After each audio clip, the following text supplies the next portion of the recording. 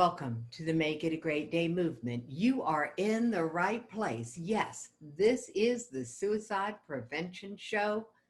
We're making suicide a thing of the past. We're doing that by talking about it, by making it safe to do something about it, to take and have a different conversation around it. So, thank you for being here and help me welcome our next speaker. Our guest on this episode of the Suicide Prevention Show is none other than Patti Schmoock. And we're going to be having a conversation that not many people are willing to have. And because of that, I am super, super grateful because I could not have a conversation without Patti to have it with. Patti, I believe you have the power to come out of the green room and up into the studio. So will you just test that theory by unmuting yourself and turning on your camera? And I think I can unmute you, but I know I cannot. So, Patti, are you there? There you are. I see you coming in. It's an amazing thing with live TV, isn't it? Oh. I think we're okay. I think we're okay. Welcome to the show. Thank you very much. I appreciate being here. Super happy to have you. Yeah, me too. So we got connected recently and through a mutual friend who said, you two need to know each other. Yes. Yeah, it was great. And we had a great conversation on the telephone. It started on Messenger and then onto the telephone. So that was great. It really was. And I'm super happy to have gotten to know you. You come into this whole conversation from a very different perspective. So would you share your journey with all of us? What is it that made you willing to become part of the Make It a Great Day movement and come on something called the Suicide Prevention Show? You can start however far back you want. Yeah, well, we'll start February 12th of 2012 when my son took his life at 20 years old. And then I spent 6 years isolated in deep grief, ready to do the same, and realized that that was not something I wanted to do to my friends and family, and I needed to find a way to improve things for myself. And I started on a path of researching personal development, and that took me on to a whole long journey and to become a life coach.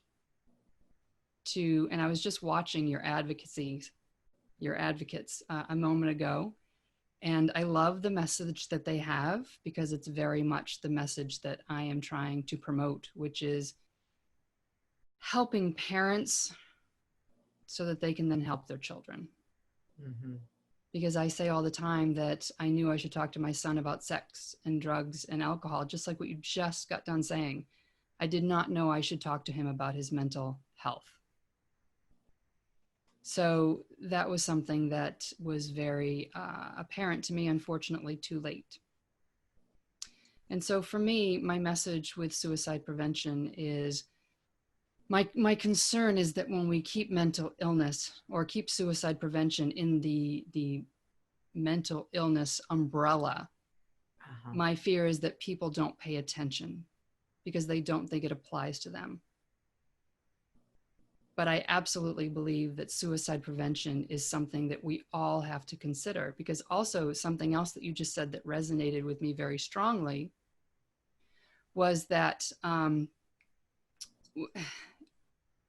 we all have something that we need to talk to about with someone. Mm. And often I think that we think we can do it ourselves and we don't need anyone else. And that is so not true. Oh, that was polite, Patti. Well, I'm just saying, because if we could do it ourselves, we would. There you go. If we could do it ourselves, we would. Yeah. Yeah. And that's not, and that's where I go with suicide, because not everyone who has a mental illness dies by suicide. Mhm. And I believe that not everyone that dies by suicide has a mental illness. Yes, there's an argument for depression, of course, but I think there's also situations that come about, and unpredictably so. You I know? think it's an important conversation to address the two pieces, the mental health umbrella, the mental illness component of mental health, because you can't have health without illness. You wouldn't need one without the other. So Right. they both exist, and that's a big conversation. It's also a huge organization. Mm-hmm. When you're right about suicide and suicide prevention, not even being a kiosk in the mall. Yeah. Something sounds familiar about that. Yeah, gee, I can't imagine where I heard that from. I'm I going to give can't imagine. credit is due. It just seemed like the right time to say it, Patty. Yeah, I love it. I love Yeah. it. So this is Patty's way of explaining to me how we could possibly have a conversation about suicide and mental health and tease it out, because Yeah. I had avoided it. Patty, I just like, when I say these are the 7 suicide risk indicators outside of a mental health issue, Yeah. because that I am not qualified to speak in terms of mental illness. I Yeah. can speak only in terms of my own challenges with clinical depression. I can speak in terms of my own journey to find mental health. But when it comes to talking about at-risk factors for suicide, it's a conversation that's over here, especially if we're talking prevention, Right. because there's help if you know you've got a challenge with your mental health, or you have been diagnosed with a mental illness, which are 2 different things in my world. Mm-hmm. There's help there. Yeah. But what if you're normal? Yeah. What if you're happy? What if you're just off? What if someone around you is normal and happy and just off? Mm-hmm. The first thing I hear from people is, well, I didn't want to talk to someone, meaning they didn't want to go into the mental health world. We Right. call that part of the whole medical mess in my family because it's a big mystery to us. So the willingness to have this conversation. Mm-hmm. Tell me about the things you've done, the steps you've taken. Where is this going for you to get this conversation instead of it just being a kiosk in the mall? What are you doing? What are you up to? Well, I am actually working with 3 other people right now to create a book on how to talk to your kids about suicide. Ooh. Because I think, we think it's important. And I made this comment about knowing I talked to my child about sex and drugs and alcohol. And I was talking to a friend of mine about this, and she came back to me a few weeks later and said, someone else just said the same thing to me. We've all got to get together. So we've just had our first meeting, and we're working on creating a plan. I don't know what that's going to look like right now, but that's quite all right. I created a life coaching business for myself to coach people, because coaching is very much what you're teaching your advocates, but it's a safe place to come and talk, but also to create results. Mm-hmm. And I thoroughly believe that when you have, and this is something I've only recently learned in the last couple of years, is when you have very deep love for yourself and very deep trust for yourself, that just exudes. You don't even have to try. It just exudes into the web around you. You know what I mean? And so people pick up on that just by being energy, just being. So we're not born knowing these things, and we're not often taught these things. So we have to learn them somewhere. And coaching for me has been very, very powerful for that. What's the difference in your world now that you've embraced coaching for yourself and for others? Because what was your career before? Oh, I had a few. Okay, there we go. All right. I have a degree in culinary arts, and I learned customer service from the best company in the world to learn it from. I worked for Walt Disney World. Ah, So I was a chef down in Florida, and since I've been back in New Hampshire, I've worked with special ed in the school system, special ed kids. I've been a bartender, I've been a waitress, I've worked for the U.S. Postal Service, and I've been a manager for Lowe's Home Improvement. So, you know, I've done a lot, but I think everything that I've done has led me to this path.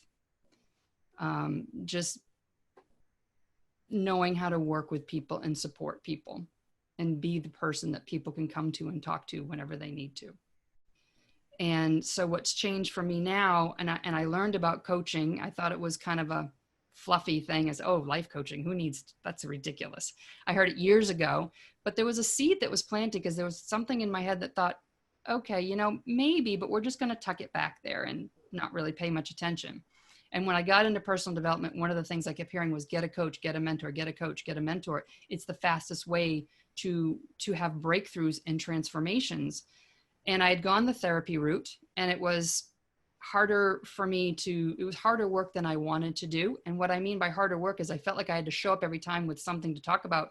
And I wound up just talking about the same thing over and over and over and over. And I didn't feel like I was getting any breakthroughs or transformations. So I took the advice of a book I was reading to learn about meditation, group meditation if you've never done it. Went to group meditation. And the very first meditation, I heard two words very clearly: he's okay. And when I heard those words, I cried, which I'm going to do now. But it was my permission to move forward. And then I hired that woman as a coach, and she helped me to get through some things that I needed to get through. And I've had a coach ever since, because I believe that every good coach has a coach, because we don't see our blind spots. That's something your advocates just said a minute ago. We don't see our own blind spots, and we don't. We need someone to point them out to us. Mm-hmm. We need to know that the thoughts that we're thinking, we think they're circumstances, but they're not. They're really thoughts, and they can be changed if we choose. Mm-hmm. Oh, it's all about choice. It's all about choice in our world. It's all about choice in your world. And the conversation that we avoid is the one that truly matters. Mm. And that's become my, you know, this is what I want to just smack people upside the head with. So subtle, Jackie, very subtle. I'm subtle. Yeah, I'm subtle. So the group that you all are forming and the work that you all are doing, mm-hmm. Patti, if someone wanted to follow this movement that you're doing, where would they actually, you answer this, I'm going to go hunt for something. Where would they find out about it? Right now, they're not going to find out about it anywhere, because literally we're just getting it off the ground. We've just had our first meeting. I started out my coaching business expecting to work with parents of suicide loss to help them through their grief, but it never really set quite right with me. Of course, I'll talk to people in grief, but what's always been my driving force has been suicide prevention. And when I delved more and more into the coaching business and in the coaching world, I realized that that's the key, is to work with adults so that they can then teach their children these skills. So really getting ahead of that curve. Yes, it's prevention. Because so many of the I say the .orgs, they train people to recognize people at risk, which is very, very important. But I think it also starts in the cradle. And I think prevention starts when children are very young. And we can't teach what we don't know. Exactly. And that was the path out for me when I was shooting on myself, you know, and saying I should have known. I should have seen it. I should have had the conversation when I first thought of it. And then there's all of the other shoulds, because it's, you know, the education system should, the other adults involved should. I mean, it was pretty stinky. We were shitting all over ourselves. And that path out is recognizing that we cannot teach what we do not know. Right. Right. Yeah. Getting stuck in our butts and shooting all over ourselves does not help. It doesn't serve us No. at all. So you created something that I want to give everyone access to right now. You created the 7 tips for living in the now. Yeah. And so the access point is there. When you get the 7 tips, they're going to end up being able to have a conversation with you. They're going to end up not a one-on-one coaching conversation, but they'll be part of your newsletter. They'll be part of getting Correct. information from you. So if you're interested in what Patti's creating, this is how you get in the know. Now, the other place you can get in the know is by joining the VIP lounge, the very inspirational people. Because Patti, you're a very inspiring person. Thank you. Thank you. I try. The journey from where you started as a parent that was blindsided, Mhm. and most of us are, is what I've learned. You know, our kids are okay. Mhm. They're normal. Yeah. And then all of a sudden they're not. Right. And it's something that you've taken and you've accepted and moved into this space with the help of coaches, and you became one. Right. That's like the greatest gift to the world. Yeah. Because you have a perspective on what it takes to move forward. Because we're all grieving Yes. something. Yeah. Absolutely. Absolutely. And nobody can fix your grief. And so when I look at, working with people in grief, and I have a grief support group that I have. And when I talk about supporting people in grief, no one can fix your grief. Mm. But here's the thing that so many of us never, ever, ever learn is processing emotion. And processing sounds very scientific, but it's really allowing the emotion to be in your body, recognizing it, and allowing it to flow through. Mm-hmm. And so much of what I talk about is resistance. We resist allowing those feelings to flow through us because we don't want to feel the pain. And at the end of the day, we're suppressing and repressing that pain, and it comes out in so many other ways. Yeah, I call it playing emotional whack-a-mole. Yeah. I could handle my physical symptoms, and then I'd have a relationship symptom, and I'd handle my relationship Right. symptom, and then I'd have a money symptom, and I'd handle I never got ahead. Yeah. Yeah, I was always exhausted.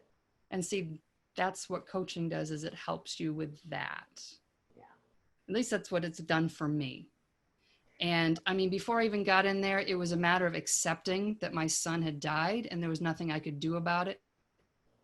It was past. Mm. It was releasing my guilt and shame and understanding that it didn't need to be there. And accepting that I had a relationship with my son that continued even though he's gone. And I feel his energy with me all the time. Getting to a place where you could give yourself permission to have that experience, Patti, is the journey that you shared with us that took you into what you're doing now, on the path that you took, inspired by a book, inspired by guided meditation. Mm-hmm. Yeah. These are the tools that, if we could talk about them a little more, Mm-hmm. about what else, because all of these things that work for one person can work for someone else. Mm-hmm. And that's why having guides, having coaches, having books that lay things out in such a in on these topics that, let's face it, not many people want to talk about this. Yeah. Yeah. I've noticed that when I'm on Facebook and I post whatever I post, the posts that get the least amount of engagement are the ones where I talk about self-love. Isn't that funny? It's like the wall goes up. Oh yeah.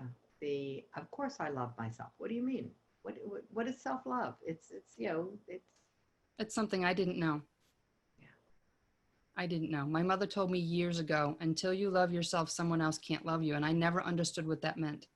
It took me a long time and some studying to learn that. It Until took me you some love studying. yourself, someone else can't love you. Yeah. Wow. For everybody looking for love in other people's faces. Yeah. Yeah, that's a big lesson. It is a big lesson. And it was one that, like I said, I didn't understand it. Didn't make any sense to me Mm-hmm. until I finally felt it. I had to It's the feel it. feeling. I had to feel it. Yeah. And it all started for me. If you're a perfectionist and you tend to beat yourself up a lot, All right. and that thing, the first step for me was every time I'd make a mistake, I would, instead of going into the I'm an idiot, I'm a moron, blah, blah, blah, blah, blah, I decided, you know what? I'm going to stop that, and I'm just going to start using, oops, I made a mistake. There you go. Something neutral. That's it. So my superhighway, my neuron superhighway was right to, you're an idiot, you're a moron, you're a blah, blah, blah. So I had to start myself a little country path of, oops, I made a mistake. And I would, find myself getting on that superhighway every once in a while. And then, oh, no, I need to veer off. I have to recorrect until the point that now that's my first reaction. Oops, I made a mistake. A change of words and sticking with it was huge for me in my self-concept. Mm-hmm. It was the pivotal thing that really stopped me from beating myself up and realizing, ooh, that kind of feels good. I think I'll do a little more of that. That's lovely. Yeah, And so we're going to do something fun with this for just a second. sure. Here we go, people. Your brain heard what Patti said. If you can type what she said into the chat box, you get a gift. This is the game of the day. And the reason I say that is because I have a theory about things that are simple and Mm-hmm. our brain's ability to screen them out. Yeah. So I'm waiting. I don't see anything. And I know people are listening, Yeah. but it is so elegantly simple Mm-hmm. that my first response was, they're not going to remember that one. So we're Yeah. going to have you say it again. Which part would you like me to say again? Just the last sentence. Oops, I made a mistake. And the explanation of that was that changing the words Yeah, and changing. Yep. sticking with them. Mm-hmm. That's the piece. So there we go. Yeah. So because the chat all of a sudden got silent, my daughter, who's doing tech support, is like, you might have to ask them raise their hands. Yeah. Oh no, the chat's still working. Sean figured it out. Oops, It I is made a mistake. Yay. Yeah. it's just this idea that if it's simple, our Yeah. brain will discount it as being functional, being valuable. Yeah. We've got some really complicated definitions in our head about what makes something valuable. Right. Which is why I think that people will, and this is a lesson I learned in the last few months, was people will keep grasping at content and try to fix the problem by grasping at content. I did it. I read, I don't know how many books looking for the answer, and I kept looking for the answer. And the truth is, I had the answer. Mhm. And when I stopped looking at everybody else's content and Mhm. trying to find the answer and sat with myself and did some thought work, boom, said, wow, look at that. I actually have the answer. I'm going to give some encouragement to everyone. You don't start out by being able to sit with yourself. So, yes, you'll find the answers inside of yourself after. you've done a walk with other people's content, a walk. This was my experience. A Mm-hmm. walk with a coach, a mentor, a guide, a book, guided imageries, meditation. You have to sort of give yourself a chance to thin out that resistance to hearing the voice that you have inside of you. It is my experience of it. And that's why what you do is so exciting for me. You know, if you can continue with the mission that you all are all on together and create another way for people to start getting a thinner barrier, because we've all got a barrier. You call it resistance. Yeah, that's the most common use name, I guess. We all have some static in between our receivers, what we can hear of ourselves, and that small voice that sends. So Well, since you found your inner wisdom, tell me more. well, no, I was going to say, you know, we have brains that search for evidence that we're right. So I say, like, I like to think that my memories are kind of like a file room, and there's a clerk in there.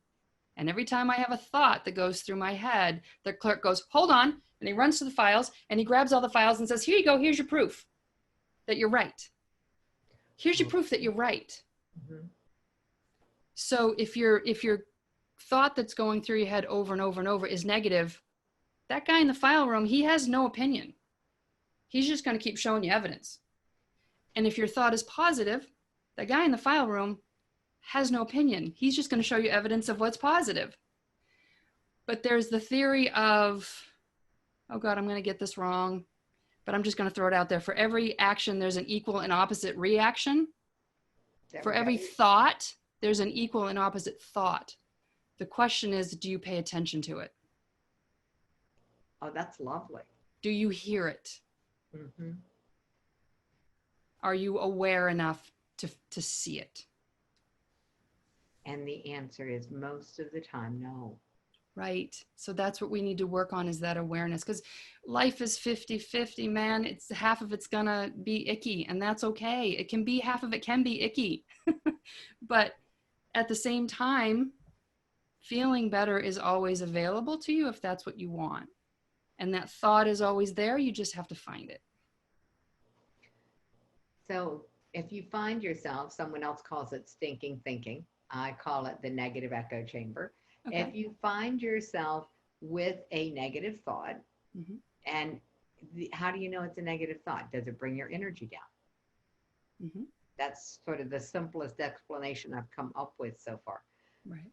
This idea that there's an equal and opposite positive thought to that Mm-hmm. is a wonderful tool, just that in and of itself. Yeah.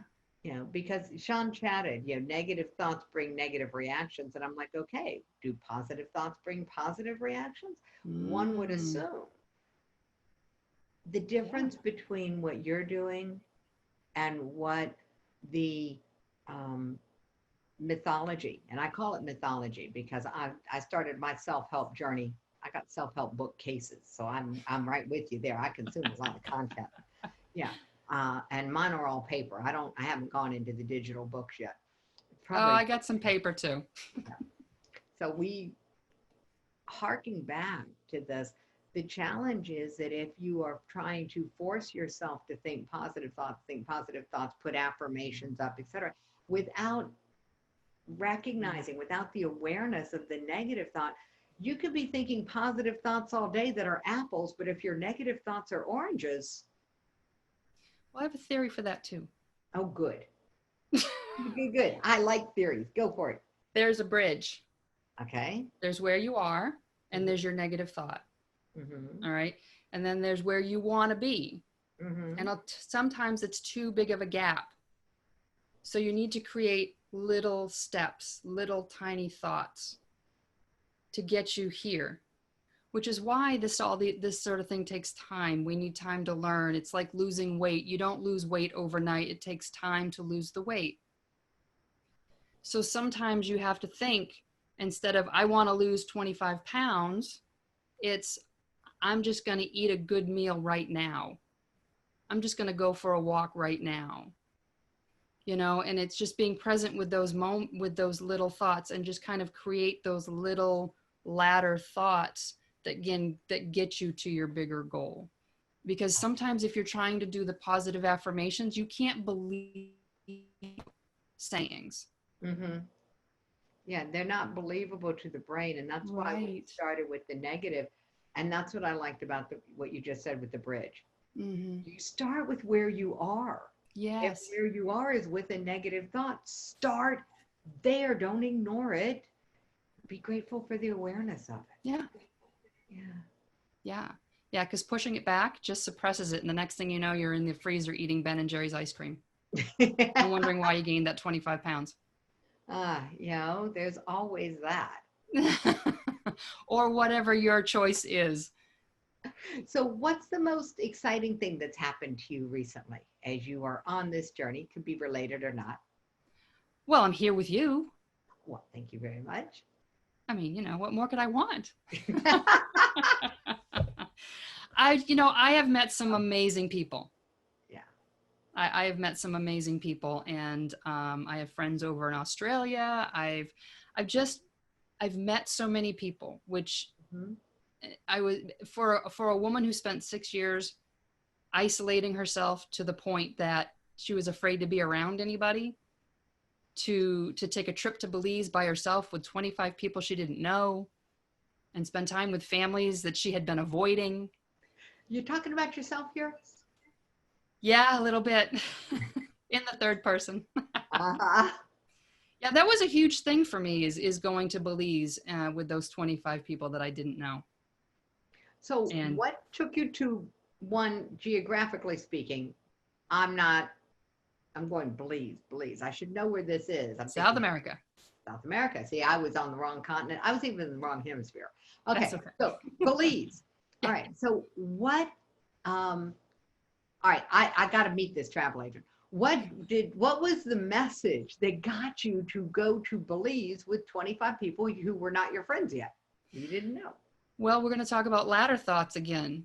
And because I had been isolated for so long and I wanted to start creating connections, Hmm. I decided the way to do that for me was to take some little classes and courses and just do something that I enjoyed and try to meet people that way. Mhm. And if I didn't meet anybody, at least I was in a class that I enjoyed. And I took a class about chocolate. Ooh. And the woman who gave the class makes bean to bar chocolate. And they were taking a trip to Belize, and it was a come join us trip. Ah. So I did it. And I was petrified because I knew there would be families there, and I had been avoiding families like the plague. And Mm. it turned out to be the best experience I could have had. I was stuck in the jungle, and I mean jungle. And we had such a great time. But I created connections, and I got to tell my story over and again, which you need to do when you're grieving. You have to tell your story. You have to. It's part of the healing. Not all cultures get that. Mm, Um, my guy is Jewish. mm-hmm. And so in Judaism, you spend a week doing nothing Yeah. except telling the story. Yeah. And when I was first introduced to this concept, a lady was grieving her partner. Mm, And she said, "It's okay if you ask me. I have to tell this story 75 times." yeah. And I was like, wow, there's a system. Mm-hmm. I'm not from that world. I come from a world of if it's uncomfortable, you don't talk about it. And there's not much more uncomfortable than grief. Yeah. Well, with with post-traumatic stress, Mm-hmm. I'm going to explain it the way it's explained to me. There's basically like a USB cable that attaches the right and the left side of the brain. Okay. So where memories are formed Mm-hmm. versus where they're stored. Okay. And the traumatic experience damages that USB cable. So that experience floats around in your brain, and that's where you have flashbacks, or you have lucid dreams, or you can't stop thinking about it because it really hasn't been filed yet. Got it. And telling the story over and over and over is what heals that USB cable. and allows that experience to become a memory. So I'm going to just create a distinction so that we Please. don't get too much flack. Okay. We're talking about grief. Yes. Okay. And so we're not talking about this being a good idea if you are suffering from PTSD. No, it's post-traumatic stress, not disorder. Okay. And so you were clear, and I just wanted to make it super clear that what we're Fair. talking about is the observable phenomenon that we all have. I call it PTA, post-traumatic anything. That way I don't accidentally add a D on the end of it. Or Right. people hear it with the D, whether you say it or not. And it's really a challenge in the communication world. So I had to come up with some way to do it because I got a lot of pushback from my daughter who has the post-traumatic stress disorders, the diagnosis. Yeah. And so I needed to find a way to communicate it clearly because what you're describing, reconnecting this cable, understanding that there's just the communication didn't happen. It didn't make it into the file room. Right. And that's a beautiful way of giving this some concrete tangibleness to it where people connect with, oh, is that what happens with my memories? They actually get filed somewhere when they're complete. And it's the post-drama. There we go. I'll call it post-drama stress. Fair. That'll keep me out of trouble. Okay. Fair. So the post-drama stress, the when you have the stress that hangs around, it's because it didn't get to the file cabinet. I love that. Yeah. That's well, and it's easy to understand. Yeah, and it goes right along with processing emotions, processing your memories, processing your drama. These things have to be processed and not repressed. And yet we're afraid. We're afraid of the emotion. What if I get stuck? That's the resistance. Yeah. Okay, so resistance shows up as fear. And the interesting thing about that is we're afraid, what if we get stuck? But the truth is, by resisting, you're already stuck. You get stuck. If you don't resist it, you don't get stuck. Funny how that happens. Someone was telling me this in terms of, I have a background in human resources. And so someone was telling me this in terms of handling employees and independent contractors. She called it the 10-10-10 rule. We're afraid of being uncomfortable for 10 minutes. So we won't deal with a behavior that's challenging from an employee or a contractor. And then we're having to be uncomfortable for 10 months or 10 years. And it sounds that this applies, that if we would be willing to feel the uncomfortableness, and let's face it, if we have any doubts about this, this is when you want to work with a coach. You don't want to do this alone if you're concerned about it. Just have somebody walk with you. Having somebody walk step by step with me is the only reason that I do what I do now. It's the only reason I ever built a successful business is because I had a business coach. I had a speaking. I had, if there's a different aspect of my life, I have had a coach in that arena for the last, I don't know, at least the last 6 years when I finally got it, that this was not a walk I was going to do by myself. Right. Yeah. Right. 100%. And so the walk that you're taking people on, this walk from loss back to living,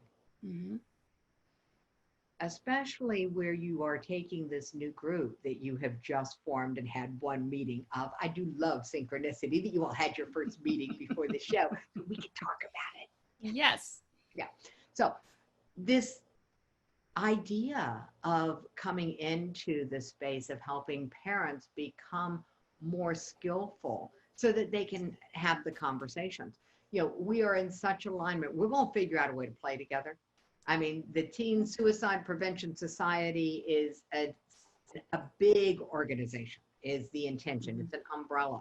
So it's going to have a lot of different programs under it. And, you know, talk about new. You know, you guys have had one meeting. I'm still waiting on the ink from the IRS on the 501c3. The nonprofit's there. I can call it a nonprofit in process, Yeah. I There am you go. so waiting to get rid of that in process part. Yeah. But when I Yeah. get rid of the in process part and you guys get a little more of a plan, we'll have another conversation. Sure. Matter of fact, we'll just get back together on another show. How's that? That's perfectly fine. That's I love perfectly having fine. public conversations. Yeah. Yeah. So I have a couple other things to share with you. One of them has been something that I've been playing with for the last, which is just an acronym for help. Oh, okay. I'm interested. I love acronyms. What's an acronym for help? Humans elevated by love and presence. Ooh. Humans. Well, that probably describes most of the people on this call. Humans Humans elevated elevated by by. love and presence. Oh, that's lovely. Yeah. Cool. All right. So anyone who is not a human, I hope you come from a planet where H applies so that this acronym will still work. So, Absolutely. humans elevated.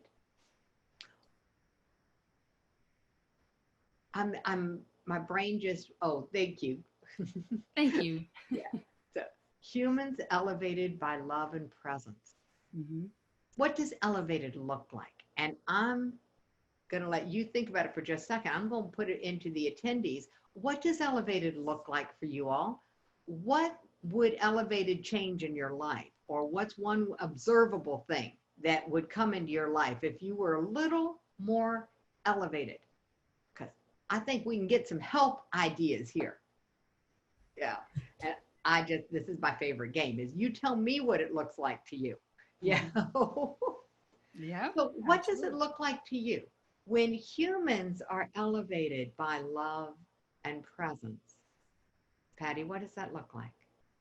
To me, Mm-hmm. well, it's about raising your energetic vibration. And to me, everybody is elevated when there's help. So if you ask for help,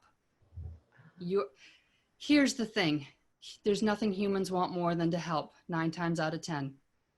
Don't spit. Sorry, bad timing. Yeah. I'm getting pretty good at this. There we go.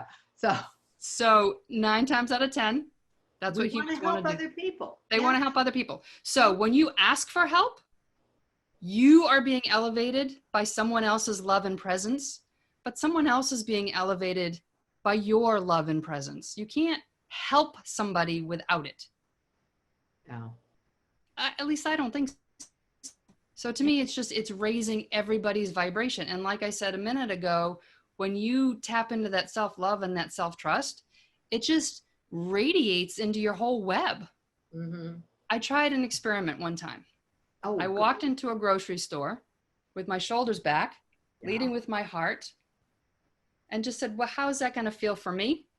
And what's that going to do for the people around me? People smiled at me. I smiled at them. They said hi. I said hi to them.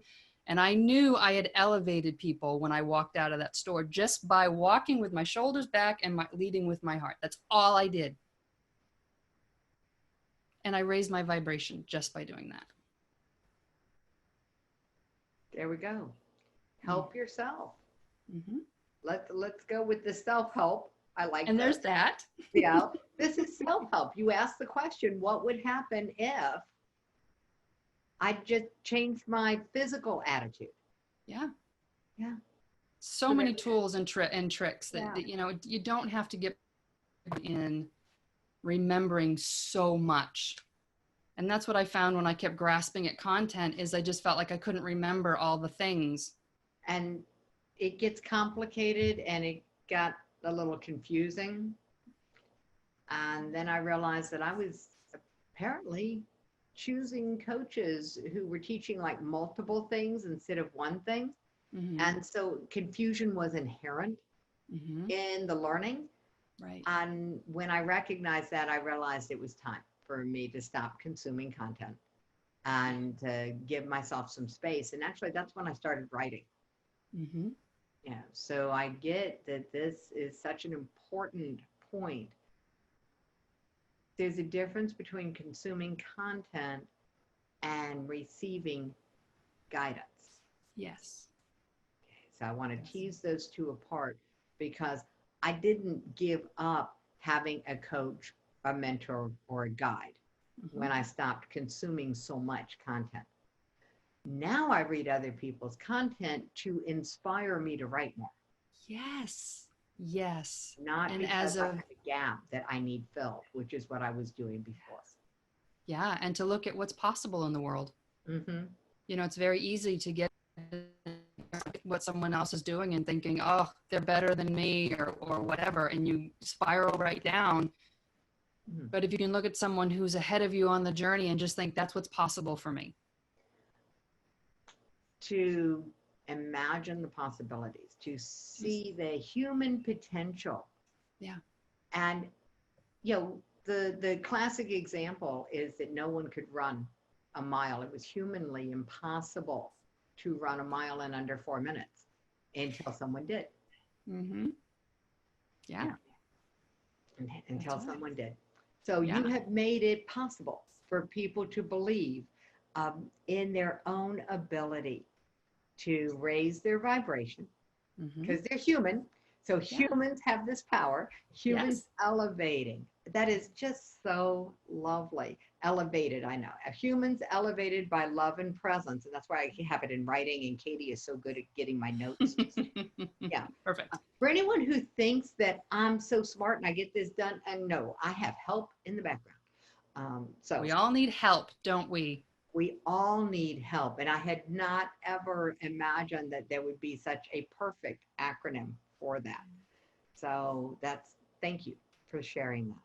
All right. What do you wish I had asked you? Oh gosh. I don't know. I can't think of anything I wish you had asked me, but I will share one other with you. Tomorrow would have been my son's 29th birthday. So coming on with you today was a no-brainer for me. And I know we talked about that, but thank you very much. Thank you, Patti. It's You're one very thing welcome. for you to say it to me when we were planning the show. It's another for you to be willing to share it with everyone. Yeah. And I do appreciate your willingness to share and Absolutely. the journey that you are on, that you are sharing with everyone. Thank you. You're Thank you welcome. very much. So we'll send a little help with a heart, Yeah, I like that. The heart. helping heart in this virtual world. Yeah, we'll just send a little helping heart, A little love, hug. a little hug, hugs and hearts, and it all helps. Patti, thank you so much for helping make this day a great day. Thank you, Jackie. I appreciate your time.